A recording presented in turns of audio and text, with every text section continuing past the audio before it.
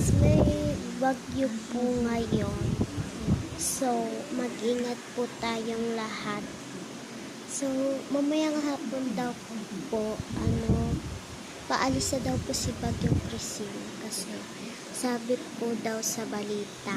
And, mamayang hapon pa po yun. And, update ko po sa, and yun guys, so, meron kasi ditong na parang puno ng buko, puno ng nyug ata. So, pabagsak siya guys sa sobrang lakas ng ulan, hangin, yun lang. Yun, tapos pabagsak po. And yan guys, by the way pala, aalis po kami ngayon at pupunta po kami sa namin. Kasi, anniversary po ng kuya ko po. Eh, siya po ay patay na. And,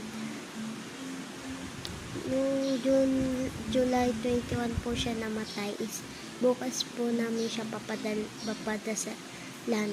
At pag hindi po kami natuloy sa pagpunta sa kanya is papadasalan na lang po. And bukas na lang daw po namin si kuya hahandaan para daw kasi may pasok ng papa ko nung sa Lunes. And ingat po tayo dyan sa lahat, pati yung lolo ko po dyan sa Masbate, mag-ingat po kayo dyan. And guys, na po pala ako 2.k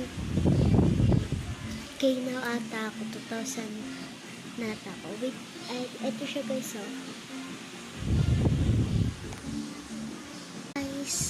hindi ko pala na-screenshot yun.